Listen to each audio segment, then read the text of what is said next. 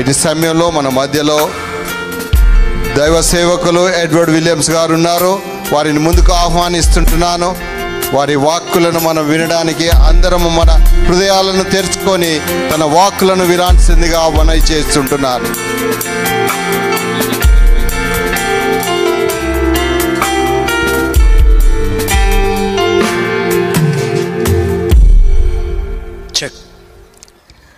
ఆమెను భారత్ గాన కోకిల అంటారు, ద నైటింగేల్ ఆఫ్ ఇండియా. ఒక అంచనా ప్రకారం 1,00,000కు పైగా పాటలు పాడింది. గిన్నిస్ బుక్ ఆఫ్ వరల్డ్ రికార్డులో ఆమె ఎక్కింది. ఈ మధ్యకాలమే ఆమె చనిపోయింది. ఆమె పేరు లతా మంగేష్కర్. ఆమె చనిపోవడానికి 2 వీక్స్ ముందు ఆమె ఒక ఇంటర్వ్యూ ఇచ్చింది హాస్పిటల్లో ఉండి. అది గూగుల్లో కూడా ఉంది, మాటలతో సహా. ఆమె అన్నటువంటి మాటలు ఇది: నా గరాజ్లో అతి ఖరీదైన కారు ఉంది, కానీ నేను మాత్రం వీల్ చైర్లో తిరుగుతున్నాను. నా వార్డ్రోబ్లో ఉన్నటువంటి బట్టలు మళ్ళీ మళ్ళీ వేసుకోకుండా 6 సంవత్సరాలు వేసుకోవచ్చు, కానీ నాకు ఈ హాస్పిటల్ వాళ్ళు ఒక గౌన్ ఇచ్చారు. నా బ్యాంకులో కోట్ల రూపాయలు ఉన్నాయి, కానీ వాటిలో దేన్ని నేను వాడను. ఇదివరకు నా హెయిర్ డ్రెస్సర్ వస్తే 1,00,000 రూపాయలు ఖర్చు పెట్టేదాన్ని, కానీ ఇప్పుడు నా నెత్తి మీద ఎంటుకలే లేవు. నా ముఖానికి బ్యూటీ టిప్స్ ఇవ్వడానికి కొంతమంది వచ్చేవాళ్ళు, 1,00,000 రూపాయలు ఇచ్చేదాన్ని. ఈరోజు తడి బట్టతో నా మొహాన్ని అద్దుతున్నారు. నేను ఖరీదైన జెట్ ప్లేన్స్లో తిరిగేదాన్ని, కానీ ఇప్పుడు ల్యాబ్ నుంచి ల్యాబ్కి తీసుకెళ్తున్నారు. ఇది నా జీవితం, నా బ్రతికేంటో నాకు అర్థం కావట్లేదు అన్నది. She died a hopeless life. ఆమె చనిపోయేటప్పుడు నిరుత్సాహంతో చనిపోయింది. చాలా సంపాదించింది, చాలా సాధించింది, గాన కోకిల అన్నారు, కానీ ఆమె అతి దారుణంగా చనిపోయింది. దారుణంగా అంటే ఆమెను ఎవరు చంపేలేదు, ఆమెకేమీ హింసించి చావలేదు, కానీ మనసులో కృంగిపోయింది. ఈ లోకము విలువలను రివర్స్ చేసేసింది.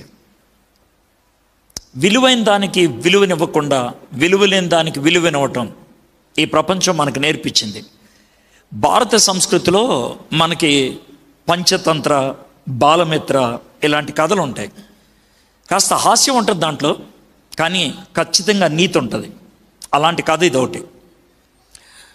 ఒక అమ్మాయి చాలా పేదామె, ఆమెకు ఒక మేకపిల్ల ఉందంట. ఆ మేకపిల్ల ఒకరోజు నీళ్లు తాగుదామని ఒక కుండలో మూతి పెట్టింది. అయితే ఇరుక్కుపోయింది దాంట్లో. ఆమెకేం చేయాలో అర్థం కాలేదు. ఒకటే మేక, ఒకటే కుండ. ఆ ఊర్లో తెలివిగలవాడి దగ్గరికి తీసుకెళ్ళి, బాబు నాకు ఒకటే మేక ఉంది, ఒకటే కుండ ఉంది, నన్ను చాలా పేదదాన్ని అని అంటే, ఓష్ ఇదేముందని ఒక కత్తి తీసుకొచ్చి పేక్కొచ్చాడంట. కొండ ఎదుగు అని ఇచ్చాడంట. వాడిని మీరేమంటారు? మీరు తిట్టొద్దండి. మనలో చాలామంది అలాంటి జీవితమే జీవిస్తున్నారు. మేకను చంపేసి కొండను కాపాడే బతుకు మందే. That's the kind of life we're living. మన జీవితం విలువలు రివర్స్ అయిపోయినాయి. ఇది ఈనాటి సమస్య కాదు, ఈనాటి సమస్య కాదు. చాలామంది హిందూ మిత్రులు వచ్చారు. ప్రపంచంలో కొన్ని గ్రంథాలను పవిత్ర గ్రంథాలు అన్నారు. క్రీస్తు శకం 400లో రాశారు, దీన్ని లిఖిత రూపంలో చేశారు. దాన్ని భగవద్గీత అంటాం. 1600 సంవత్సరాల చరిత్ర ఈ పుస్తకానికి. 18 అధ్యాయాలు, 720 శ్లోకాలు. ఇద్దరు వ్యక్తుల మధ్యన జరిగిన సంభాషణ అనేకంటే చిన్నపాటి వాదన. ఎందుకు అనంటే, రథం నడిపించేటువంటి కృష్ణుడికి అర్జునుడి చేత యుద్ధం చేయించాలి. రథం మీద ఎక్కువ కూర్చున్న అర్జునుడికి యుద్ధం చేయటంకి ఇష్టం లేదు. వాళ్ళిద్దరి మధ్యన జరిగినటువంటి ఆ వాగ్వివాదంలో 16వ అధ్యాయం భగవద్గీత 20వ శ్లోకంలో అర్జునుడు ఈ విధంగా కృష్ణుడిని అడుగుతాడు: నానా చిత్త విభ్రాంతో మోహజాల సమావృత ప్రసక్త కామభోగేశ పతంతి నరకే అశుచౌ. నానా విధాలైనటువంటి సుఖభోగాలు ఉన్నాయి, ఆనందించడానికి చాలా ఉన్నాయి, ఆనందించినంతసేపు బాగానే ఉంటుంది, మోహజాలం ఉన్నది, ఆనందించడానికి బాగానే ఉంటుంది. అయిపోయిన తర్వాత నాలో మిగిలింది నరక వేదన. చచ్చిపోయిన తర్వాత వచ్చే నరకం గురించి మాట్లాడాలి ఆయన. బ్రతికున్నప్పుడు అనుభవించే నరకం, ఆ నరకాన్ని నుంచి నన్ను ఎవరు బయటికి లాగుతారు? Who can bring me out of that hellishness? ఆ నరకం నుంచి ఎవరు బయట లాగుతారు? కృష్ణుడిని అడుగుతున్నటువంటి ప్రశ్న. ఈ ప్రశ్న మనలో ఒకటి తీసుకురావాలి. మానవుడు విలువలు కోల్పోయినప్పుడు తాత్కాలికమైన ఆనందం కోసం, కంటికి కనబడేటువంటి అనుభూతి కోసం విలువైన దాన్ని కోల్పోయినప్పుడు మనలో మిగిలేది అపరాధ భావం, మనలో మిగిలేది నేను అలా చేయకుండా ఉండాల్సిందనే గిలి. దాన్నే మనం పాపం అంటాం, భారం అంటాం. ఏం చేయాలో అర్థం కాదు. ఇది మన గతం. ఇక మన ప్రస్తుతంకి వచ్చేప్పటికీ మనకున్నటువంటి ఈ తాపత్రయాలలో సడన్గా ఎప్పుడో గుర్తు వస్తుంది, నా జీవితానికి అర్థం ఏంటి, నేను ఎందుకు బతకాలని. పీట్ శాంప్రస్ అనే టెన్నిస్ ఆటగాడు 13 సార్లు ప్రపంచ రాజు అయ్యాడు. ప్రపంచ రాజు చివరిసారిగా టెన్నిస్ ఆడి ఓడిపోయి బయటకు వస్తున్నప్పుడు ఏడుస్తున్నాడు. ఎందుకు ఏడుస్తున్నావా అంటే, రేపు నాకెవరు వీళ్ళు చప్పట్లు కొట్టరు, ఎందుకు బతకాలో నాకు తెలియదు అన్నాడు. ఇంతకాలం నేను ఎందుకు బతికానంటే, the only motivation for me is to see the claps of the people, ప్రజల యొక్క చప్పట్లు. అందుకు ఆడా, రేపటి నుంచి నాకు ఎవరు కొట్టరు, నేను ఎందుకు బతకాలో నాకు తెలియదు. ఇది నా ప్రస్తుతం.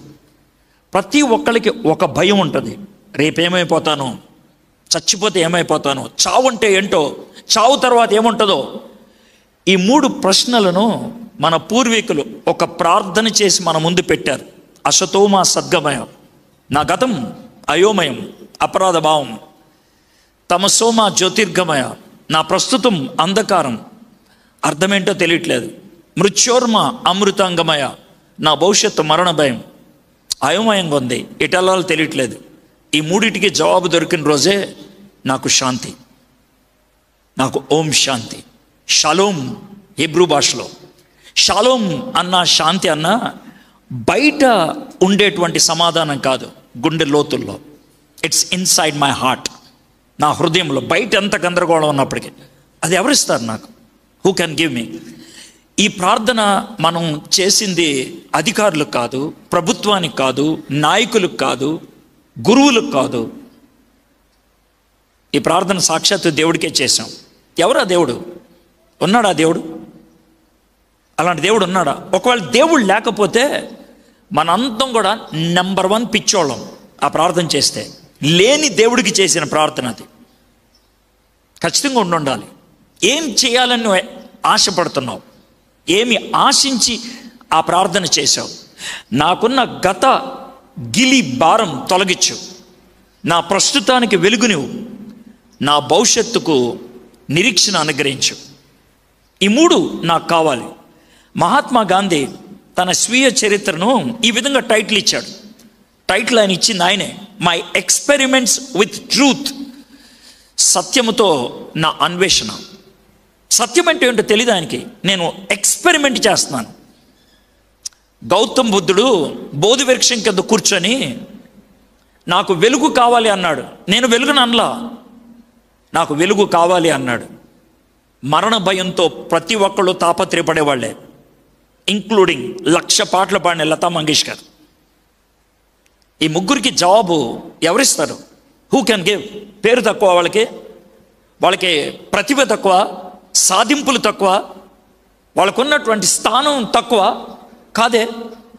They had a question. ఎవరు ఇవ్వగలుగుతారు అలాంటి జవాబు? ఆ జవాబు కోసం అన్వేషిస్తున్నట్లయితే, ఆ జవాబు ఒకవేళ దేవుడే ఇస్తే, ఆ దేవుళ్ళో ఏముండాలి? చరిత్రలో ఆయన అడుగు పెట్టినట్లు రుజువు ఉండాలి, హిస్టరీ. నెంబర్ 2, ఆయన ఈ లోకంలో ఎందుకు వచ్చాడో ఖచ్చితమైనటువంటి అవగాహన ఉండాలి. 3, ఆయన ఈ లోకాన్ని విడిచి వెళ్ళినప్పుడు నా ప్రశ్నకు జవాబిచ్చిపోవాలి ఆయన. ఈ 3 ఎవరి దగ్గర ఉన్నాయి? Who has that? My friends, చరిత్ర అని దేన్ని అంటాం? అలెగ్జాండర్ అనేటువంటి ఒక చక్రవర్తి ఉండేవాడు. గ్రీకు వీరుడు అన్నారు ఆయన్ని. క్రీస్తు పూర్వం 323లో చచ్చిపోయాడు. 33.5 సంవత్సరాలు చచ్చిపోయాడు. ప్రపంచాన్ని గెలిచినటువంటి ఆయన ఒక దోమ కుడితే మలేరియా జబ్బుతో చచ్చిపోయాడు. ఆయన చచ్చిపోయే ముందు ఆయన ఈ మాట చెప్పాడు, naked I came, naked I leave this world. నగ్నంగా ఈ లోకంలోకి వచ్చాను, నగ్నంగానే ఈ లోకాన్ని విడిచి వెళ్తున్నానని. అయితే జాగ్రత్త వినండి, ప్లీజ్ లిసన్ టు మీ. ఆయన చనిపోయింది 323 BC. ఆయన చచ్చిపోయిన 460 సంవత్సరాల వరకు, ఆయన చచ్చిపోయిన తర్వాత 460 సంవత్సరాల వరకు ఆయన గురించి ఎవరు రాయలేదు, ఎక్కడ రాయలేదు, ఎక్కడ ఒక్క మాట లేదు. 460 సంవత్సరాల తర్వాత ఏరియన్, ప్లుచార్ట్ అనే 2 వ్యక్తులు రాశారు. అయితే ఎందుకు ఇది ప్రస్తావిస్తున్నానంటే, ఈరోజు అలెగ్జాండర్ గురించి ఎవరన్నా మాట్లాడితే అనుమానం ఏమి లేదు, చరిత్రలో ఉన్నాడు అని ఖచ్చితంగా మాట్లాడతాం. అయితే ఈరోజు మరొక వ్యక్తిని మీకు పరిచయం చేయాలనుకుంటున్నాను. ఆయన చరిత్ర ఎంత గొప్పదో చూడండి. యేసుక్రీస్తు అనేటువంటి ఆయన క్రీస్తు శకం 29లో చచ్చిపోయాడు. ఆయన చనిపోయిన 30 సంవత్సరాల లోపుల 20 పుస్తకాలు రాశారు. 20 పుస్తకాలు, 1 కాదు 2 కాదు, 20 బుక్స్ 30 సంవత్సరాల లోపల. అందుట్లో 3 పుస్తకాలు ఆయన చరిత్ర. దానికి వాళ్ళు ఒక పేరు పెట్టారు, సువార్త అని. 3, మత్తయి, మార్కు, లూకా. 30 అనే మాట నేను ఎందుకు ఉపయోగిస్తున్నానంటే, చరిత్రకారులు చెప్పేది ఏంటంటే, ఒక వ్యక్తి ఏమైనా పని చేస్తే 40 సంవత్సరాల లోపుల దాని గురించి ఎవరు అబద్ధం రాయలేరు. ఎందుకు? ఆయన్ని చూసిన వాడు కానీ, ఆయన్ని అనుభవించిన వాడు కానీ, ఆయనతో తిరిగిన వాళ్ళు కానీ ఉంటారు. ఈ 3 ఈ విధంగా సువార్తలు రాసి యేసు ప్రభు గురించి ఒక కథ రాస్తే, ఇది కథరా, ఇది కథ, ఇది నిజం కాదు, నేను చూసి ఆయన్నే, నాకు తెలుసు ఆయన అనేవాళ్ళు ఉంటారు. కాబట్టి అలాంటి అనేవాళ్ళు ఎవరు లేరు, అలా అనలేదు. కాబట్టి అది చరిత్రకు చాలా క్లోజ్. అయితే ఆ చరిత్రకారుల్లో, ఆ చరిత్ర రాసిన వాళ్ళు ఒక ఆయన పేరు లూకా. ఆయన గురించి నేను ఎందుకు ప్రస్తావించాలనుకున్నానంటే, విలియం ర్యామ్సే అనేటువంటి ఆయన స్కాట్లాండ్ దేశానికి చెందినవాడు. విలియం ర్యామ్సే ఎందుకు చెప్తాను సార్ ఇన్నిసార్లు అనంటే, విలియం ర్యామ్సేకి బ్రిటిష్ రాణి ఆయనకు నైట్హుడ్, అంటే భారతదేశంలో భారతరత్న అని ఎలా బిరుదిస్తారో సర్ అనే బిరుదు ఇచ్చింది. 9 డాక్టరేట్లు ఉన్నాయి ఆయనకి, 9 డాక్టరేట్లు. ఆయన చాలా గొప్ప పండితుడు, కానీ నాస్తికుడు. ఆయన నాస్తికుడు, దేవుణ్ణి నమ్మేవాడు కాదు. కాబట్టి స్కాట్లాండ్లో ఉన్నటువంటి తన మిత్రులు అన్నారు, రేయ్ నువ్వు నాస్తికుడివి కానీ గొప్ప శాస్త్రవేత్తవి, జీసస్ క్రైస్ట్ అబద్ధం అని ఒక స్టేట్మెంట్ చెప్పొచ్చు కదా, నీ మాట చాలామంది అంటారు, చెప్పాలి నేను. అయితే దాన్ని చెప్పకముందు నేను ఒక రుజువు ఇవ్వాలి అని బైబిల్ తీసి చదవడం మొదలుపెట్టాడు. బైబిల్లో 66 పుస్తకాలు ఉన్నాయి. తనకు 2 పుస్తకాలు నచ్చాయి. ఎందుకనంటే తన భూగర్భ విషయాల్లో శాస్త్రవేత్త, ఆర్కియాలజీలో ఈ 2 పుస్తకాలు నాకు నచ్చాయి. ఈ 2 పుస్తకాలను ఒక ఆయన రాశాడు, లూకా. ఆ 2 పుస్తకాల పేరు లూకా సువార్త, అపోస్తల కార్యం. ఎందుకు అనంటే ఈ 2 పుస్తకాల్లో 32 దేశాల పేర్లు, 54 పట్టణాల పేర్లు, 9 దీవుల పేర్లు రాశాడీన. ఈ దీవికి ఈ దీవి ఎంత దూరం, ఈ పట్టణానికి ఈ పట్టణం ఎంత దూరం రాశాడీన. 1850 సంవత్సరాల క్రితం ఉన్నటువంటి విషయాన్ని రాశాడీన. నేను వెళ్ళి చూస్తా ఈయన రాసినట్లు ఉందా లేదో. ఒకవేళ ఈయన రాసినట్లు లేకపోతే బైబిల్ అబద్ధం, యేసుక్రీస్తు బూటకం అని ప్రపంచానికి ఒక స్టేట్మెంట్ ఇస్తాను, చచ్చినట్టు వినాలి అని విలియం ర్యామ్సే వెళ్ళాడు. తాను గ్రీస్ దేశానికి వెళ్ళాడు, టర్కీ దేశానికి వెళ్ళాడు, ఇటలీ దేశానికి వెళ్ళాడు, పాలస్తీనా ప్రాంతానికి వెళ్ళాడు.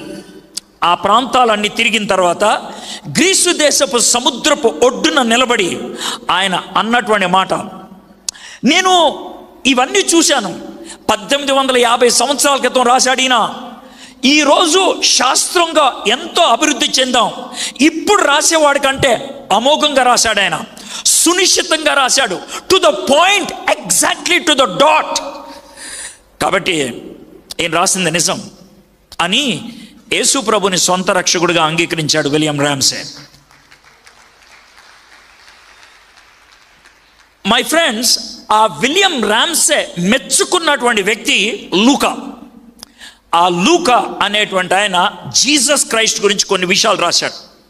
అవి మీ ముందు చదివి దాన్ని మీకు అర్థమయ్యే రీతిలో చెప్తాను. That's all.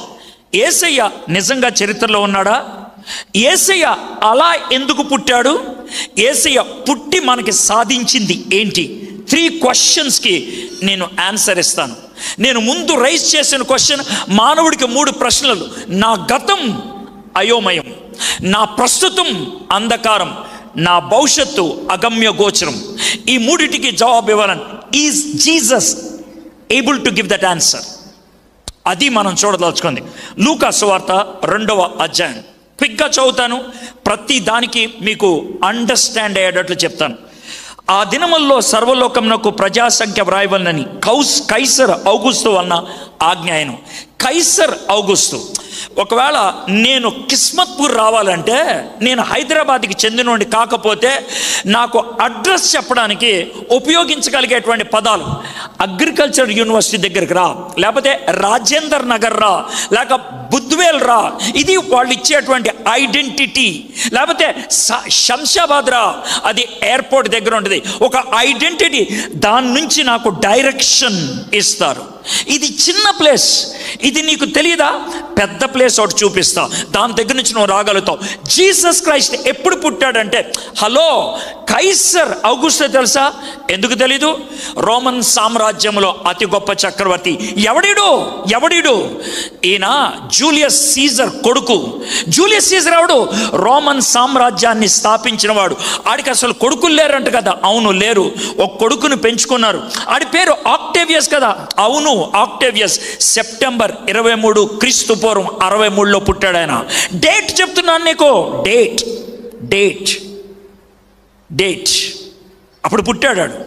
అయితే ఆక్టేవియస్ని పెంచుకున్న తర్వాత, దత్తత తీసుకున్నాక తన పేరు తనకు తగిలిచ్చాడు, ఆక్టేవియస్ సీజర్. జూలియస్ సీజర్ చచ్చిపోయిన తర్వాత యాంథోనీ, మార్క్ ఇలాంటి వాళ్ళు రాజ్యం కోసం పోరాడారు. కానీ ఆక్టేవియస్ జయించి తాను రాజయ్యాడు. క్రీస్తు పూర్వం 29లో ఆయన్ని చక్రవర్తి అని పిలిచారు. తనంతట తాను తనకొక టైటిల్ ఇచ్చుకున్నాడు, అగస్టస్ అని. ఎందుకు ఇచ్చుకున్నాడు అగస్టస్ అని? వారి భాషలో నేను మహానుభావుణ్ణి, నేను గొప్పోణ్ణి, నేను మహోన్నతుణ్ణి అని అగస్టస్ అని బిరుదిచ్చుకున్నాడు. ఓ చిన్న ప్రశ్న అడుగుతాను, మీలో ఎవరైనా ఆగస్టులో పుట్టినోళ్ళు ఉంటే చేయెత్తుతారా? ఆగస్టులో పుట్టినోళ్ళు, ఆగస్ట్. మిమ్మల్ని ఏమి అడగను, డోంట్ వరీ, జస్ట్ చెయ్యెత్తమని అడుగుతున్నాను. ఆగస్టులో పుట్టినవాళ్ళు. ఆగస్ట్, మనకు నెల ఉంది కదా, ఆగస్ట్, 8వ నెల ఆగస్ట్ ఉన్నది కదా. ఆ ఆగస్ట్ అనే నెల ఎలా వచ్చింది తెలుసా? అగస్టస్ పెట్టాడు. నా పేరున నెల పెట్టండి రా అని. చరిత్ర బా ఇది, చరిత్ర. మీ చెవులు ఎవడ పువ్వు పెడతలా? చరిత్ర. ఆగస్ట్ అనే నెల ఆయన పేరు పెట్టించాడు. ఒకవేళ ఔగుస్తు రాజు గురించి నీకు డౌట్ ఉంటే నీ బర్త్డేనే లేచిపోతే అది విషయం.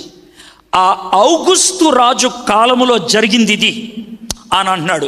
ఆయన పరిపాలించింది క్రీస్తు పూర్వం 31 నుంచి క్రీస్తు శకం 14 దాకా. రెండో విషయం, ఇది కురేనియు సిరియా దేశమునకు అధిపతి అయి ఉన్నప్పుడు జరిగిన మొదటి ప్రజా సంఖ్య. వీడెవడు? కురేని అనేటువంటి వాడు ఎవడు? ఆయన మనిషియా, సిరియా దేశాన్ని పరిపాలించేవాడు. ఈ కురేని అన్న పేరు కొంచెం ఖతర్నాక్ పేరు. ఎందుకనంటే మనకి జంజట్ కలిగిస్తుంది, తెలంగాణ భాషలో చెప్పాలంటే టెన్షన్ కలిగిస్తుంది. ఏ అనంటే ఆ పేరున్న వాళ్ళు చాలామంది ఉన్నారు. రెడ్డి గారు మన ముఖ్యమంత్రి అంటే ఎవడైనా అడిగే ప్రశ్న, ఏ రెడ్డి? ఎందుకంటే చాలామంది రెడ్లు ఉన్నారు. So that's the question. కురేని అని అంటే ఏ కురేని? ఇది మనకు వచ్చేటువంటి ప్రశ్న. అయితే 1758లో ఇటలీ దేశంలో తివోలి అనేటువంటి ఊరిలో ఒక రాయి దొరికింది, ఒక రాయి. అప్పుడు ఆ రాయి మీద ఈ కురేని గురించి రాశారు. కురేని, టాబ్లస్ కురేని, ఈ పేరు రాశారు. ఈయన కాలంలో ప్రజాసంఖ్య వేశారని ఉన్నది అక్కడ. క్రీస్తు పూర్వం 14 నుంచి క్రీస్తు శకం 6 దాకా పరిపాలించాడని. పాలస్తీనా దేశంలో దొరికిన మరొక రాయిలో ఈయన 2 రాష్ట్రాలకి ఆయన గవర్నర్గా ఉన్నాడని. ఒకటి సిరియా, రెండోది కిల్కియా. ఈ 2 రాష్ట్రాల జనాభా 1,07,518 అని ఆ రాయి మీద ఉంది. So we have a clear evidence. That's number 2. Number 3, 3వ వచనం. అందరూ ఆ సంఖ్యలో రాయబడుటకు తమ తమ పట్టణములకు వెళ్ళిరి. సార్, ప్రజా సంఖ్యలో రాయబట్టడానికి ఊరెళ్ళాల్సినంత సీన్ ఉందా? ఇది కరెక్ట్ కాదేమో అనే డౌట్ రావచ్చు మీలో ఎవరికైనా. గుడ్, మంచి ప్రశ్న అది. ఇప్పుడు మనం ప్రజాసంఖ్యలో జాయిన్ అవ్వాలంటే, సార్ నా పేరు ఎడ్వర్డ్ విలియం, మా నాన్నగారి పేరు సత్యదాస్ గారు అంటే బర్త్ సర్టిఫికెట్ ఉందా? 10th క్లాస్ సర్టిఫికెట్ ఉందా? ఆధార్ కార్డు ఉందా? ఒకవేళ లేకపోతే కార్డు లేకపోతే నీకు వాల్యూయే లేదు. ఇది ప్రజెంట్. అప్పుడు కార్డులే లేవు, మనిషి లేకపోతే వాల్యూయే లేదు. కాబట్టి మనిషి ఉంటేనే లెక్క. ఇప్పుడు మనిషి ఉంటే కాదు, కార్డు ఉంటేనే లెక్క. అప్పుడు కార్డులు లేవు. కాబట్టి మనుషులు వచ్చి కూర్చోవాలి అక్కడ, మనుషులు వచ్చి కూర్చోవాలి. అందుకనే జనాభా లెక్కలు వేయడానికి 3-4 months ముందు చెప్తారు, మీరు ఊర్లకు రమ్మని. వాళ్ళు వచ్చారు. 4-5 వచనాలు. యోసేపు దావీదు వంశములోను గోత్రంలోనూ పుట్టినవాడు గనక తనకు భార్యగా ప్రదానము చేయబడి గర్భవతి అయి ఉండిన మరియతో కూడా ఆ సంఖ్యలో రాయబడుటకు గలిలీలోని నజరేతు నుండి యోదయలోని బెత్లెహేము అనబడిన దావీదు ఊరికి వెళ్ళాను. దీంట్లో 2 రకాలైన క్వశ్చన్స్ ఉన్నాయి. ఒకటి ఈజీ, రెండోది డిఫికల్ట్. ఈజీది ముందు చెప్తా. వాళ్ళు ఉన్న రాష్ట్రం పేరు గలిలయ. వాళ్ళు ఉన్న రాష్ట్రం అది మన ఆదిలాబాద్ జిల్లా లాంటిది. వాళ్ళున్న ఊరు పేరు నజరేత్, అది మన లక్షెట్టిపేట లాంటిది. సో ఆదిలాబాద్లో లక్షెట్టిపేట అని ఎలా అంటామో గలిలయలో నజరేత్. అక్కడి నుంచి ఎక్కడికి వచ్చారంట? యోదయలోని బెత్లెహేం, అంటే మన తెలంగాణకి ఖమ్మం లాంటిది. దాంట్లో ఒక ఊరు వైరా లేదా మదిర అనే ఊరు, అక్కడి నుంచి ఇక్కడ దాకా వచ్చారు. ఎందుకని మాట చెప్పానంటే, ఆదిలాబాద్లో ఉన్నది ఉత్తరాన్న, ఖమ్మం ఉన్నది దక్షిణాన్న, యూద అనేది దక్షిణాన్న, గలిలయ అనేది ఉత్తరాన్న, మధ్యలో సమరయ అనేటువంటి ఇంకొక రాష్ట్రం ఉన్నది, దాన్ని దాటి వచ్చారు. ఇది వాళ్ళ ప్రయాణం. ఎందుకు? యోసేపు అనేటువంటి ఆయన బెత్లెహేం అనే ఊర్లో పుట్టాడు కాబట్టి అక్కడికి వెళ్ళి తన పేరు నమోదు చేయించుకోవాలి. అది విషయం. ఇది ఈజీ క్వశ్చన్. కానీ టఫ్ క్వశ్చన్ ఒకటి ఉంది, జాగ్రత్తగా వినండి, మళ్ళీ చదువుతాను. యోసేపు దావీదు వంశంలోను గోత్రంలోను పుట్టినవాడు గనుక, ఇప్పుడు చూడండి, తనకు భార్యగా ప్రదానము చేయబడి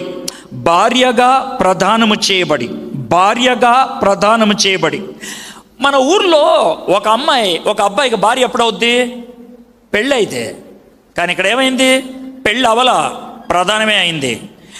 ప్రధానమే అయ్యింది, పెళ్ళి కాలేదు, భార్య అంటున్నారు. ఇదేమన్నా తలతెక్క పుస్తకమా? రావచ్చు డౌట్. గుడ్, మంచిదే. ఇంకా నెక్స్ట్ లెవెల్కి వెళ్దాం. భార్యగా ప్రదానం చేయబడి గర్భవతి అయింది. పెళ్ళి కాకముందే గర్భవతి, ఇది ఇంకా అసహ్యంలాగా ఉందే. వెరీ గుడ్, రావడం మంచిది ఆ క్వశ్చన్. సో ఈ 3 వర్డ్స్ని సెటిల్ చేసేద్దాం. భార్య, ప్రధానము, గర్భవతి, ఈ 3 మన భారతదేశంలో పెళ్లికి 3 మెట్లు. ఒకటి నిశ్చితార్థం, రెండోది ప్రధానం, మూడోది వివాహం. నిశ్చితార్థం పెళ్లి వయసు వచ్చిన తర్వాత చేస్తారు. ప్రధానం పెళ్లికి 4-5 గంటల ముందు చేస్తారు. ఆ తర్వాత పెళ్లి జరుగుతుంది, వివాహం. కానీ యూద సంస్కృతిలో ఈ 3 ఉంటాయి, కానీ అవి చేసే టైమింగ్స్ వేరు. ఏంటా టైమింగ్స్ చేద్దాం. పిల్లలు 6-7 సంవత్సరాలు, మ్యాక్సిమం 8 సంవత్సరం వచ్చేప్పటికి నిశ్చితార్థం అయిపోద్ది. సార్ అది ఘోరం కదా అనొద్దు. 40 ఏళ్ల క్రితం ఆలోచిస్తే భారతదేశంలో అమ్మాయి పుష్పవతి అయితే 14 ఏట 15 ఏటలో ఇప్పుడు పెళ్లి చేశారు. రాజస్థాన్లో ఎప్పటికి కూడా చిన్నపిల్లలకి పెళ్లిళ్ళు చేస్తున్నారు. కాదనరా? అది పెద్ద విచిత్రం ఏం కాదు. ఇది 2000 సంవత్సరాల క్రితం జరిగిన విషయం. సో చిన్నప్పుడు వాళ్ళకి నిశ్చితార్థం చేస్తారు. గుడ్ థింగ్ ఏంటంటే వాళ్ళకి పెళ్లి చేయరు. ఎప్పుడు జరుగుద్ది? అమ్మాయి పుష్పవతి అయిన తర్వాత 1 సంవత్సరం ఆగి రెండో పని చేస్తారు. దాన్నే ప్రధానం అంటారు. ప్రధానం చేసేటప్పుడు వాళ్ళిద్దరిని తీసుకొచ్చి ఎదురుబదురు నుంచోపెట్టి, మన భాషలో పూజారి, మన భాషలో ముల్లా, మన భాషలో పాస్టర్ అని ఎలా అంటామో వాళ్ళని యాజకుడు అంటారు, లేకపోతే రబ్బాయి అంటారు. వాళ్ళిద్దరు ఉండి ముందు నుంచోబెట్టి, బాబు ఈమె మరియా ఇక నుంచి నీకు భార్య, అమ్మ మరియా యోసేపు ఇక నుంచి నీకు భర్త, మీరిద్దరు భార్య భర్తలు ఇక నుంచి ప్రధానం రోజుని చెప్పే మాట. అయితే ఒక్క పని అమ్మ ఏంటంటే, మీరు భార్య భర్తలు అయినప్పటికీ 1 సంవత్సరం వరకు ఒక పని చేయకూడదు. ఏ పని సార్? మీ ఇద్దరు సెక్స్లో పాలు పంపులు కలగకూడదు, మీ ఇద్దరు శారీరకంగా కలగకూడదు. ఒకవేళ ఆ విధంగా దగ్గర అవుతున్నట్లు ఇద్దరు సాక్ష్యాలు ఇస్తే మిమ్మల్ని ఊరు బయటికి తీసుకెళ్ళి రాళ్లతో కొట్టి చంపేస్తాం. అప్పుడు నువ్వే నేను యేసేపు అయితే, సార్ అలాంటప్పుడు ఈ మాట ఎందుకు అంటాం? మమ్మల్ని దూరంగా ఉంచవచ్చుగా, భార్యాభర్తలు అనకుండా ఉండొచ్చు కదా. నో అంటాం మేము భార్యాభర్తలని. మీరు సంవత్సరం జాగ్రత్తగా ఉండాలి. ఎందుకు? దీన్నే పరీక్ష అంటారు. నీలో ఆ నియంత్రణ శక్తి ఉన్నదా లేదా, ఆ పవిత్రత కాపాడుకునే పరిస్థితి ఉందా లేదా, అది టెస్ట్ చేస్తాం. ఓకే, అప్పుడు జరిగింది. వాళ్ళు ఆ టెస్టింగ్ పీరియడ్లో ఉన్నప్పుడు, ఆ భయంకరమైనటువంటి పరిస్థితిలో ఉన్నప్పుడు, ఒకరోజు మరియకి దగ్గరికి ఒక ఆయన వచ్చాడు. ఆయన చాలా తెల్ల బట్టలు మెదిసిపోతూ ఉంటే, మరియ పాపం దేవుడు అనుకొని కాళ్ళ మీద పడిపోయిందేమో. పడిపోతే, నా కాళ్ళ మీద పడద్దు, నేను కూడా నీలాగా దాసున్నే, నా పేరు గాబ్రియల్, ఏంటి ఇలా వచ్చావు? నీకు శుభవార్త చెప్దామని వచ్చాను. అమ్మో నాకు శుభవార్త? ఏంటి శుభవార్త? టెన్షన్ పడకు, దేవుడు నీకు గర్భాన్ని ఇస్తాడంట. అంటే ఇది ఎలా సాధ్యం? ఇది ఎలా సాధ్యం? ఏంటి నీ డౌట్ ఏంటి అంటే, దేవుడికి నాకు గర్భం ఇవ్వడం పెద్ద సమస్య కాదు, కానీ నేను గర్భవతిని అంటే సంస్కృతి ఒప్పుకోదే, సమాజం ఒప్పుకోదే, నన్ను పెళ్లి నాతో ప్రదానం చేయబడిన నా భర్తని ఇద్దరిని రాళ్ళతో కొట్టి చంపేస్తాడే, దేవుడు చూసుకుంటాడు దాన్ని. అవునా, సరే దేవుడు అలా అడిగితే చావుకి తెగిస్తాను, నేను చావుకి తెగిస్తాను ఓకే అని అన్నది మరియా. చావుకి తెగించి ఒప్పుకోవడానికి ఇష్టపడింది ఆమె. సరే, ఒక వారంలో యోసేపుకి తెలిసింది, యోసేపు మంచోడు, ఆయన అల్లరి చేయడానికి ఇష్టపడలా, పంచాయతీ దగ్గరికి తీసుకెళ్ళడానికి ఇష్టపడలా, సైలెంట్గా వదిలేద్దాం అనుకొని పడుకున్నాడు. ఇదే గాబ్రియల్ దూత ఆయన దగ్గరికి కల్లోకి వెళ్ళి, పిచ్చి ఆశ లేదు, యాక్సెప్ట్ చేయ అమ్మాయిని, ఇది దేవుని కార్యం అని అంటే ఆయన ఒప్పుకోవడానికి ఇష్టపడ్డాడు. జాగ్రత్త చూడండి, మరియా లేస్తున్నప్పుడు దూత మాట్లాడాడు, దాన్ని దర్శనం అంటారు. యోసేపు పడుకున్నప్పుడు మాట్లాడాడు, దాన్ని స్వప్నం, కళ అంటారు. మరియకి ఎందుకు దర్శనం అవసరం అంటే, మరియ దగ్గర నుంచి అంగీకారం కావాలి. యోసేపుకి కళ్ళలో ఎందుకంటే అంగీకారం ఏం కాదు, లోబడటం కావాలి. ఎవరితో ఎలా మాట్లాడాలో దేవుడికి తెలుసు, ఎవరితో ఎలా కమ్యూనికేట్ చేస్తే పని అవుతుందో దేవుడికి తెలుసు. ఈరోజు దేవుడు నా చేతిలో మైక్ పెట్టి నీ ముందు నన్ను ఎందుకు నుంచో పెట్టాడంటే, God knows I can make you to understand. నువ్వు అర్థం చేసుకోగలిగేటట్లు నేను మాట్లాడగలనని దేవుడు తెలుసు. He gave me mouth, he gave me intelligentsia, he gave me language, he gave me that. దేవుడు తెలుసు వీడు వాడగలడని, అందుకే అక్కడ నిలబెట్టాడు. అయిపోయింది. సో బాగానే ఉన్నారు.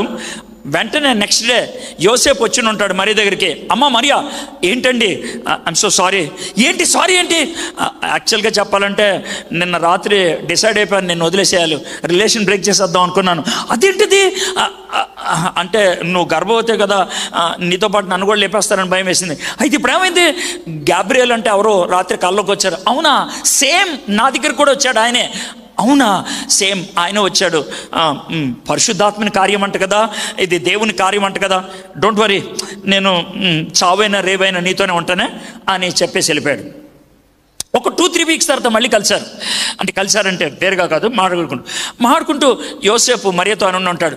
మరియా, నాకు చిన్న టెన్షన్ ఉంది. ఏంటండి టెన్షను? ఏం లేదు, నువ్వు బక్కకుంటావు, చిన్నదానివి, 15-16 ఏళ్ళు ఉంటాయి నీకు, నాకు 17-18 ఏళ్ళు ఉంటాయి, ఇట్స్ ఓకే. కానీ ఇప్పుడు నీకు 3rd month అనుకుంటా, ఇంకో 1 or 2 months అయ్యేటప్పటికి నీ పొట్ట బయటకు వచ్చేస్తుంది, అప్పుడు అందరికీ తెలిసిపోద్ది. How to handle that? అదేనండి నాకు కూడా టెన్షన్ ఉంది. మనం ప్రేయర్ చేద్దామండి, దేవుడు ఏదో ఒకటి చేస్తాడు అని అన్నారేమో, వెళ్ళిపోయారు. కపుల్ ఆఫ్ వీక్స్ తర్వాత మళ్ళీ యోసేపు వచ్చాడు, గబగబా తలుపు కొడుతున్నాడు. మేరీ మేరీ ఏమైందండి, నువ్వు ఇది విన్నావా ఏంటి చెప్పండి. మరి గొట్టం పెట్టుకొని అరుస్తున్నారు కదా జనాభా లెక్కల గురించి, విన్నావా? అవును విన్నాను. ఎందుకు దాని గురించి అంత ఎక్సైట్ అవుతున్నారు? ఏం లేదు, నేను పుట్టింది యోదయ దేశంలో బెత్లెహేంలో. సో వాట్, ఇప్పుడు అక్కడ దాకా మనం ప్రయాణించాలి. ఓ పిచ్చిదానా, ప్రయాణం చేయాలనే టెన్షన్ కాదే, నాకు ఇంకొక లాభం కనబడుతుంది. ఏంటి తెలుసా, నీ పొట్ట బయటికి రాకముందు అక్కడికి వెళ్ళిపోవచ్చు. మనం వెళ్ళేది దేశం కాని దేశం దగ్గరికి. See how God provided. దేవుడు ఏ విధంగా అనుకూలిస్తున్నాడో చూడు, దేవుడు ఏ విధంగా వర్కౌట్ చేస్తున్నాడో చూడు. సూపర్ అండి, నువ్వేం టెన్షన్ పడకు, నేను గాడిదని అరేంజ్ చేస్తాను, నువ్వు నడవలేమని తెలుసు, నేను గాడిద మీద కూర్చోబెట్టి తీసుకొని వెళ్తాను. Okay, I will take care. How God works, ఎంత బ్యూటిఫుల్గా ఉందో చూడండి. ఇది ఎందుకు జరగాలి అని అంటే కనుక, లోకాన్ని రక్షించేవాడు పాపము లేకుండా రావాలంటే, జన్మతః పాపము లేకుండా రావాలనంటే ఆయన పుట్టుక కన్యక అయి ఉండాలి. సూపర్, అందుకనే ఆ విధంగా జరిగింది. Why Jesus Christ was born to a virgin, it's needed, అది అవసరం కాబట్టి. 6వ వచనం, వారు అక్కడ ఉన్నప్పుడు ఆమె ప్రసవ దినములు నిండిన కనుక తన తొలిచూలు కుమారుని కని పొత్తిగుడ్డలతో చుట్టి సత్రములో వారికి స్థలము లేనందున ఆయనను పశువుల తొట్లో పరుండబెట్టా. చా చా చా చా చా చా చా చా చా చా. మా ఊర్లో చెత్త కాగితాలు ఎత్తుకునేవాడు కూడా ఇలా పుట్టాడు కదా సార్, మా ఊర్లో అడుక్కునేవాడు కూడా ఇలా పుట్టాడు కదా సార్.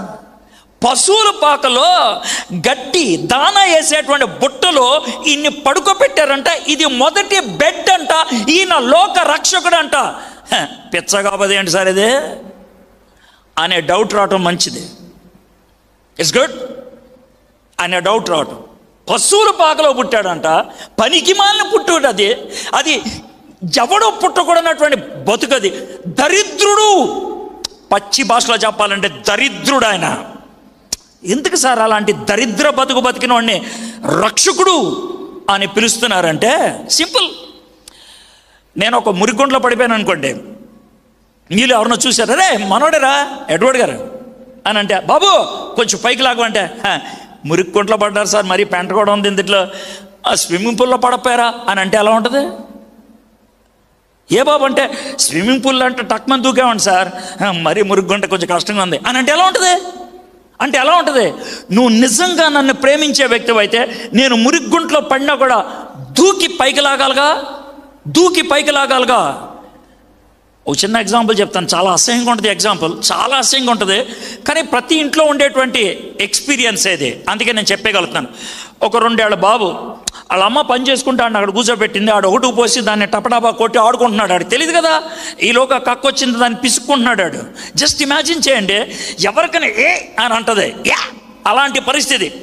ఆ టైంలో ఒకే ఒక మనిషి బంగారం అని ఎత్తి ముద్దు పెట్టుకోగలిగేది ఎవరు తెలుసా? అమ్మ. నా అక్కడ అయిపోలే, జాగ్రత్తమేనండి. ఆడి చేత్తో పెంట పిసికాడు కదా, వాళ్ళ అమ్మ ఫాసెట్ తీసుకొచ్చి నీళ్లు కొట్టదో, చేత్తో కడుగుద్ది. అమ్మకి పెంట అంటకుందా, బాబుకున్న పెంట పోదో.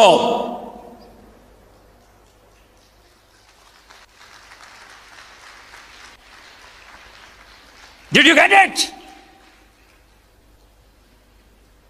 లోకాన్ని రక్షించడానికి అతి దరిద్రములోకి దిగడానికి ఇష్టపడ్డాడు. అందుకనే యేసే గురించి ఉన్నటువంటి ఒక డైలాగ్ ఏంటి తెలుసా? మనలను ధనవంతులుగా చేయడానికి ఆయన దరిద్రుడు. ఆయన దరిద్రుడు అన్న మాటకు అర్థం ఏంటో మీకు చెప్తా. ఈ లోకంలో 3 రకాలైన మనుషులు ఉంటాడు. ఒకడు ధన్యుడు, రెండో వాడు దీనుడు, మూడో వాడు దరిద్రుడు. ధన్యుడు అంటే ఎవరో తెలుసా? వర్షంలో గొడుగేసుకొని వెళ్ళిపోయేవాడు, ఆడికేంట్రా గొడుగులున్నాయి, ఆడి సేఫ్. దీనుడు అంటే ఎవడో తెలుసా? అవసరతను బట్టి వర్షంలో తడుచుకుంటూ వెళ్ళిపోయేవాడు. వీళ్ళిద్దరూ మీకు ఈజీయే. కానీ మూడోవాడు ఎవడో తెలుసా? దరిద్రుడు అంటే తెలుసా ఎవరో? వర్షము జోరుగా వస్తుంటే సంకలో గొడుగు పెట్టుకొని తడుచుకొని వెళ్ళిపోయేవాడు. మిమ్మల్ని చాలామంది తిట్టుంటారు, వాడు దరిద్రుడా నిన్ను ఆయన దగ్గరికి ఎందుకు పంపించాను రా, దరిద్రుడా నీకు అది ఎందుకు ఇచ్చాను రా, దరిద్రుడా నిన్ను ఇక్కడ ఎందుకు కూర్చోబెట్టాను రా, నీకు ఒక అవకాశాన్ని ఇచ్చాను వదులుకున్నావు. అది దరిద్రత అంటే. ప్రివిలేజ్ని కోల్పోతే, ఆవశ్యకతను వదిలిపోతే వాణ్ణి దరిద్రుడు అంటారు. ఒకవేళ ప్రపంచంలో అతి ఎక్కువ దరిద్రులు ఒక చోట మనం చూడాలనుకుంటే కనుక మంచి చర్చికి వెళ్ళి చూస్తే సరిపోద్ది. ఎక్కువ మంది దరిద్రులు ఉండే చర్చిలోనే. ఏ సార్ అదేంటి సార్ అలానే సార్ అండి? ఎందుకు అన్నానంటే, చర్చిలో ఉన్న ప్రతి వాడికి ఉండేది బైబిలే, కానీ వాడి జీవితం దరిద్రమే. బైబిల్ ఉండి కూడా నువ్వు పాపపు జీవితంలో కొనసాగుతుంటే దరిద్రానికి ఏమనాలా సార్? మరి బయట ఉన్న వాళ్ళు ఎవరు సార్? దీనులు. పాపం వాళ్ళకి తెలియదు. దీనులు, లోన ఉన్న వాళ్ళు దరిద్రులు. యేసయ్య నన్ను ధనవంతుడిగా చేయడానికి, దరిద్రుడు అవడానికి ఇష్టపడ్డాడు. అందుకే పశువుల పాకలో ఆయన పుట్టాడు. క్లారిటీ వచ్చింది కదా? పశువుల పాకలో పుట్టాడు, అర్థమైంది సార్. దీనాతి దీనమైనటువంటి వాడిని కూడా పైకి లేవనెత్తడానికి అని అర్థమైంది. కానీ ఆయన దేవుడు అని అంటే మనకు చిన్న సింబల్ ఉంటే బాగుంటుంది కదా. అందుకే ఆకాశంలో ఒక తార వచ్చింది. సార్, ఆకాశంలో తారొచ్చింది అన్న మాట బైబిల్లో ఉన్నది, నేను కాదనట్లేదు. అది నమ్మదగిందంటారా?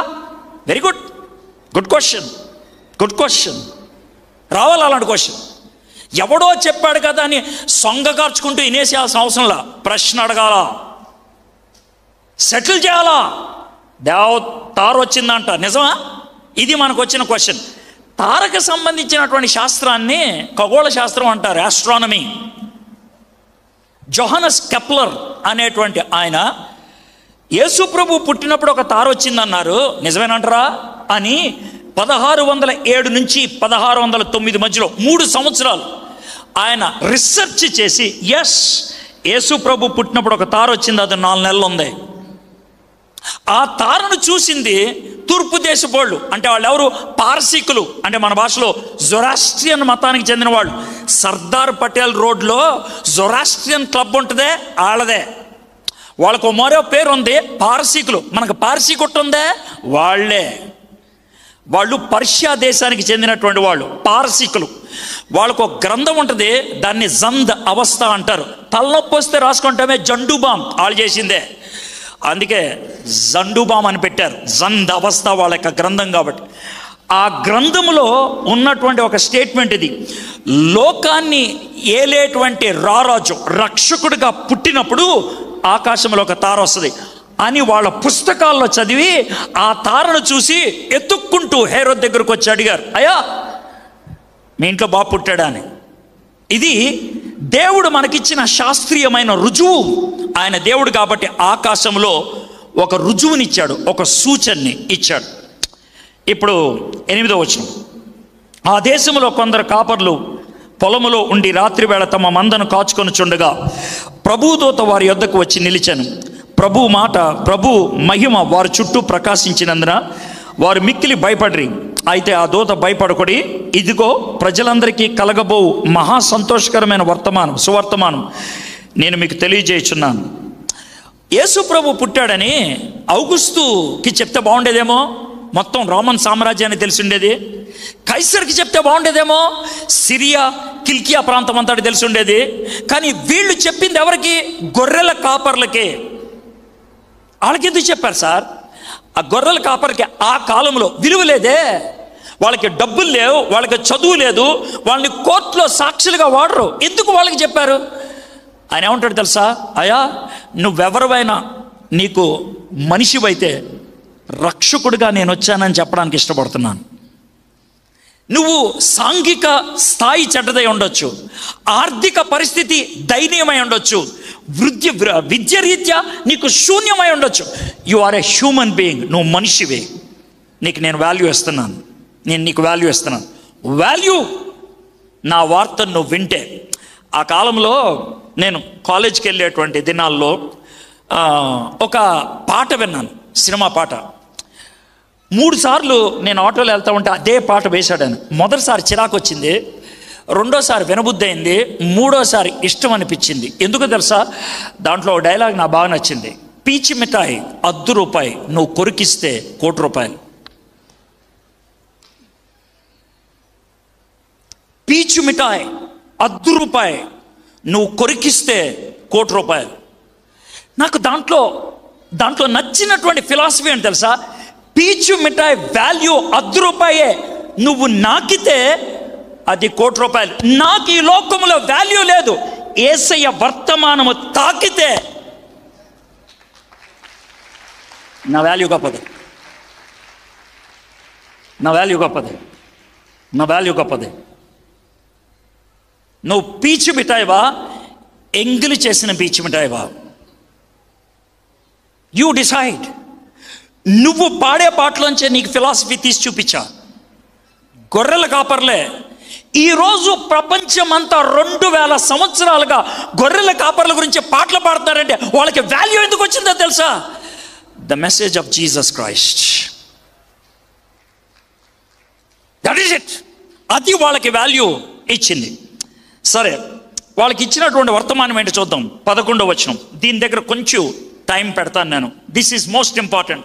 దీంతో నా పాయింట్ అయిపోయింది. 11వ వచనం. దావీదు పట్టణమందు నేడు రక్షకుడు మీ కొరకు పుట్టి ఉన్నాడు, ఈయన ప్రభు అయిన క్రీస్తు. ఎవరు పుట్టినప్పటికీ ఆయనకు 3 విషయాలు ఉన్నాయంట. ఆయనకు 3 పేర్లు చెప్పారు, లేదా 3 ఆయనకి టైటిల్స్ ఇచ్చారు. 1 రక్షకుడు, 2 ప్రభువు, 3 క్రీస్తు. 3 టైటిల్స్. ఈ 3 ఆ పుట్టిన బాబుకున్నాయి. ఆయన రక్షకుడు, ఆయన ప్రభువు, ఆయన క్రీస్తు. రక్షకుడు అంటే వాడు ఏం చేస్తాడు? రక్షకుడు అంటే, రక్షకుడు అన్న మాటకి ఈ కాంటెస్ట్లో అర్థం ఏంటంటే, ఒకడిని తప్పించటానికి వీడు చావడానికైనా ఇష్టపడాలి. ఒకడిని తప్పించటానికి వీడు చావడానికైనా ఇష్టపడాలి. అది రక్షకుడు అంటే. దీన్ని బాగా అర్థం అవడానికి డొనాల్డ్ బార్న్హౌస్ అనేటువంటి ఆయన ఒక కథ చెప్పాడు, నాకు బాగా నచ్చింది. ఒక జడ్జి గారు వాళ్ళ కూతుర్ని స్కూల్ నుంచి ఇంటికి తీసుకొస్తున్నాడంట, 16 ఏళ్ల కూతుర్ని. అన్నదంట, పాప నాకు డ్రైవింగ్ క్లాసెస్ నేర్పించేశారు, నాకు A+ వచ్చింది డ్రైవింగ్ క్లాస్లో, నేను కారు నడిపించగలను బాగా. అంటే వెరీ గుడ్, 2 ఇయర్స్ ఆగాలి నువ్వు, ఎందుకంటే ఇప్పుడు నీకు 16 కదా, 18 ఏళ్ళు అప్పుడు నీకు లైసెన్స్ వస్తుంది, నడిపించవచ్చు అని. కొంచెం నిరుత్సాహపడింది.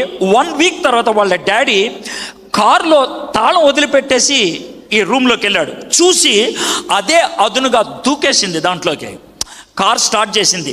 తండ్రి పరిగెట్టుకుంటా బయటకు వచ్చి, అమ్మా కారుకి బ్రేకులు పనిచేయట్లేదు, మెకానిక్ వస్తాడని నేను బయట పెట్టానని. కూతురుగా మాట అనలేదు, వెళ్ళిపోయింది.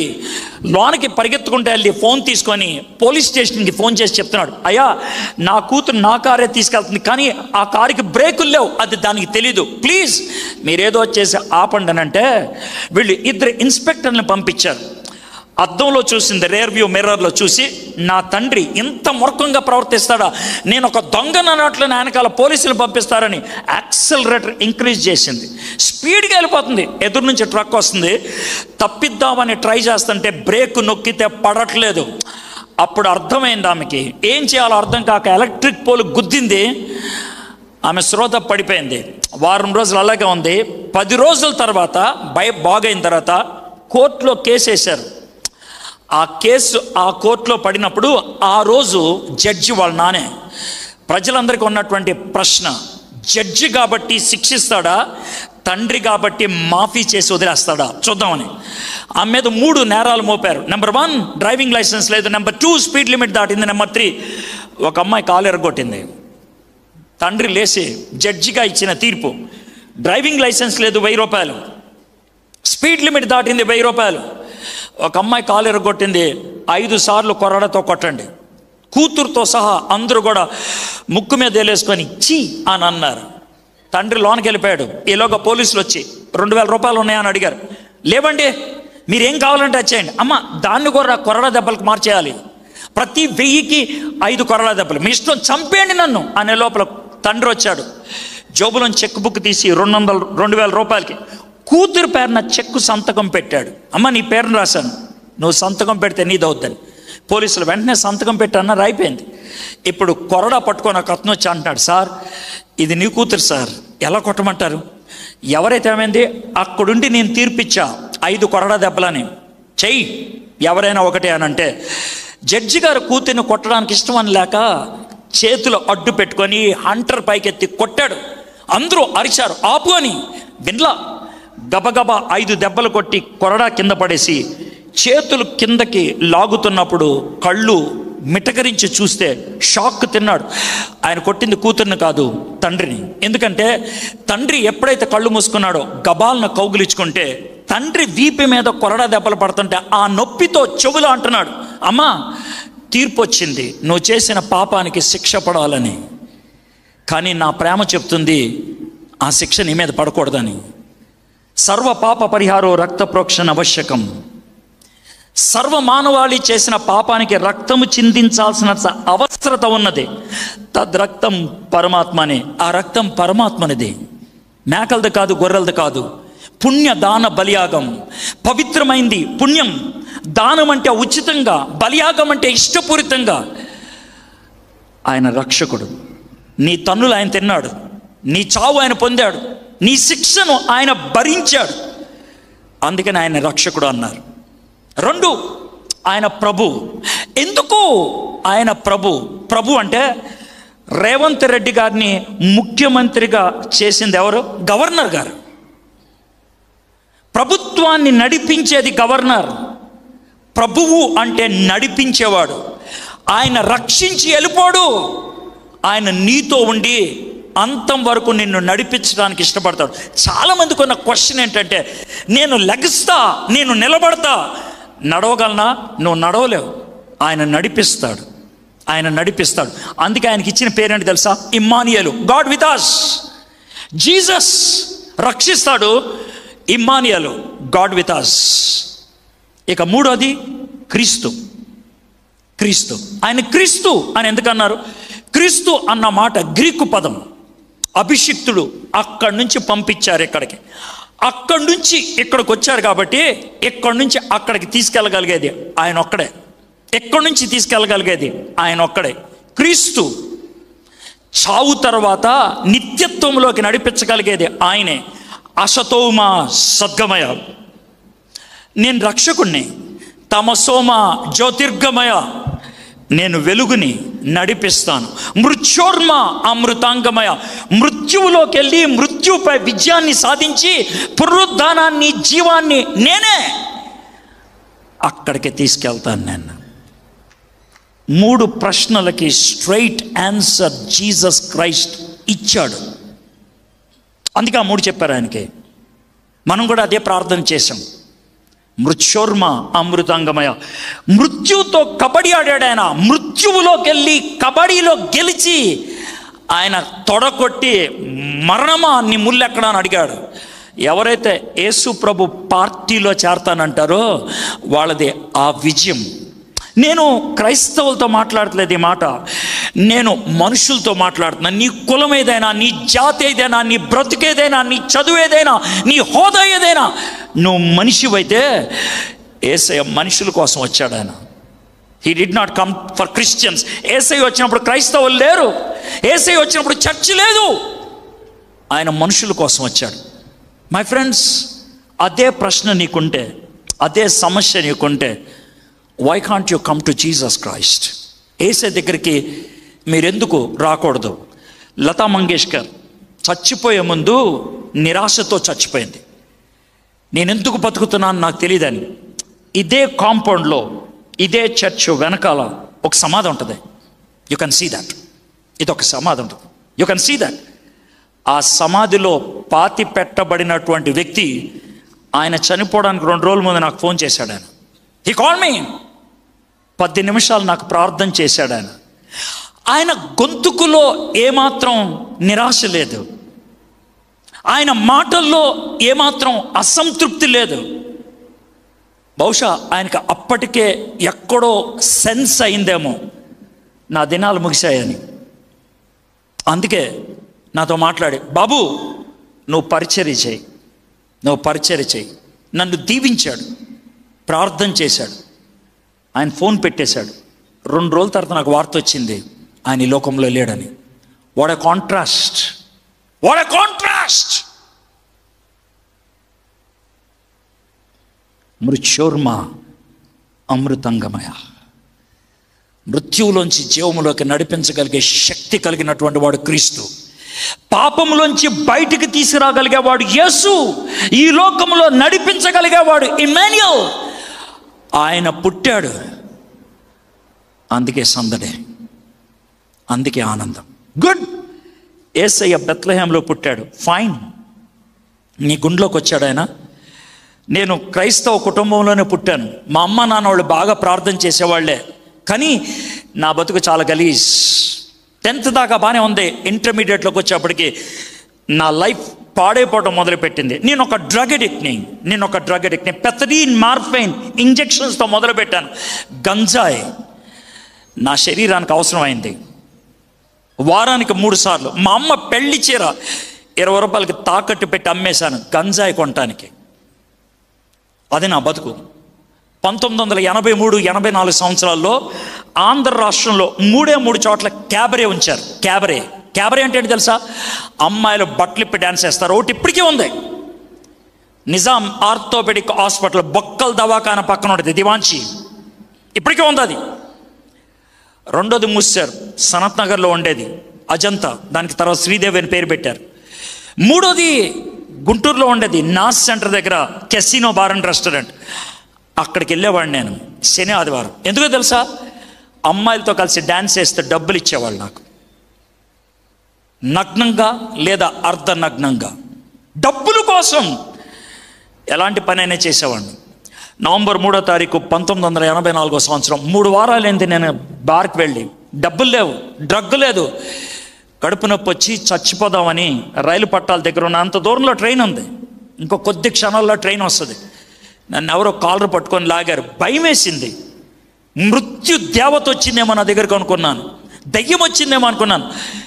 కానీ నా మిత్రుడు వచ్చాడు, వాడు నన్ను గట్టి కొట్టాడు, తిరిగి వాడిని కొట్టాను. వాడు నాకంటే పొడుగుంటాడు కాబట్టి తలగా పట్టేసుకొని, డై నేను వదిలేస్తా, మళ్ళీ ట్రైన్ వస్తుంది, దూకేద్దు, ఒక్క ప్రశ్నకు జవాబు చెప్పు, ఎందుకు చచ్చిపోదాం అనుకుంటున్నావు అని. వాడితో పళ్ళు బిగించి, కడుపు నొప్పి తట్టుకోలేకపోతున్నాను, అందుకు చచ్చిపోదాం అనుకున్నాను. వాడు చాలా కూల్గా, చచ్చిపోతే కడుపు నొప్పి పోద్దని అవడం చెప్పాడా? చచ్చిపోతే కడుపు నొప్పి ఉండదు అని ఎవరన్నా చెప్పారా? నా దగ్గర అయితే జవాబు లేదు. ఒకవేళ అదే కడుపు నొప్పి నిత్యము ఉంటే ఎంత ఘోరరా? భయం వేసింది.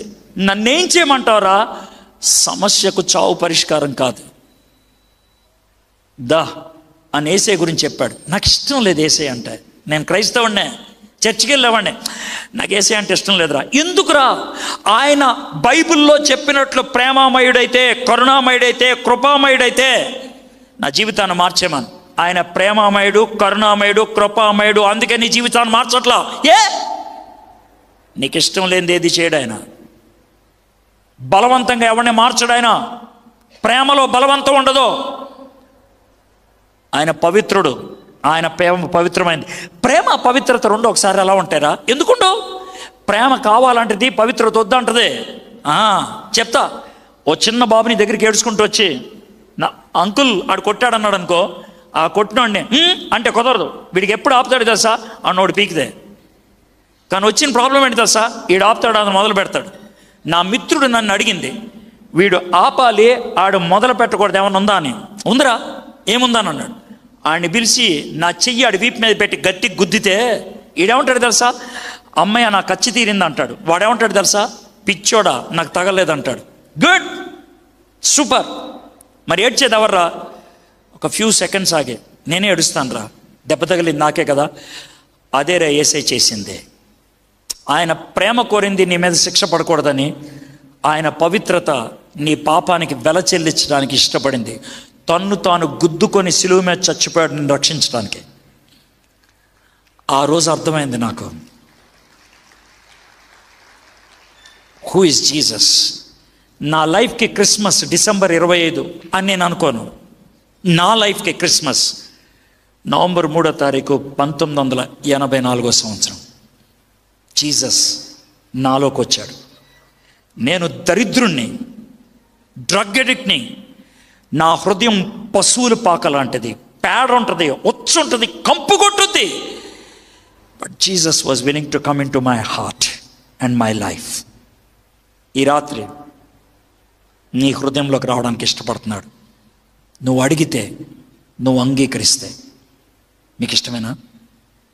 మీకు అభ్యంతరం లేకపోతే తలొంచి కళ్ళు మూసుకుంటే 2 minutes నేను ప్రేయర్ చేసి ముగిస్తాను. తలొంచమన్నది గౌరవం కోసం, కళ్ళు మూసుకోమంది ఒకసారి మీ గురించి మీరు సీరియస్గా ఆలోచిస్తారని. అసతోమ సద్గమయ, అయోమయం, తమసోమ జ్యోతిర్గమయ, అంధకారం, మృత్యోర్మ అమృతంగమయ, అగమ్య గోచరం. ఓం శాంతి శాంతి. యేసయ్య అంటున్నాడు, నీ పాపం నుంచి నేను విడుదల కలిగిస్తాను, రక్షకుణ్ణి, నిన్ను అంతం వరకు నడిపిస్తాను, ప్రభువుని, నిన్ను మరణములో నుంచి జీవములోనికి దాటిస్తాను, క్రీస్తుని. సమస్త భారం మోసుకొని వచ్చిన వారు నా ఎద్దకు రండి, నేను మీకు విశ్రాంతినిస్తాను. ఈ రాత్రి యేసేతో నీకొచ్చిన భాషలో ఏ మాట చెప్తావా? ఈయనేదో చెప్పాడు, నిజమేనంటావా? ఇదే నువ్వు నాకు సెట్ అవుతావా? నాకున్నటువంటి ప్రాబ్లం నువ్వు సాల్వ్ చేస్తావా? అలా అయితే నా హృదయంలోకి రా, నాకు అర్థమయ్యేటట్లు చేయి, నాకు సూచన ఇవ్వు, నాకు ఒక రుజువు ఇవ్వు, నాకు ఒక భరోసా ఇవ్వు, నువ్వు నాలో ఉన్నావని. అడగండి, యు కెన్ ఆస్క్. యేసయ్యా, ఈ సాయంత్రం మీరెవరో, మీరు ఎందుకు వచ్చారో, మీరేం చేస్తారో చెప్పడానికి సహాయం చేశావు, థ్యాంక్ యూ. వీళ్ళు చాలా నిశ్శబ్దంగా విన్నారు. విన్న ప్రతి ఒక్కరూ వారి హృదయంలో ఈ మాటలు నాటుకోవాలి. ఇప్పుడు కాకపోతే ఎప్పుడైనా పనిచేయాలి. మాటలు విన్నారు ప్రభా, దానికి స్పందించగలుగుటకు మీరు సహాయం చేయండి. ఒకవేళ ఎవరైనా ఈ రాత్రి నిన్ను ఆహ్వానిస్తూ ప్రార్థన చేస్తుంటే, నిన్ను అడుగుతుంటే, వారికి ఒక నిశ్చయతను అనుగ్రహించండి, శాంతిని అనుగ్రహించండి, పీస్ అనుగ్రహించండి. యేసు నామములో ప్రార్థన చేయించున్నాం తండ్రి, ఆమేన్. Thank you so much.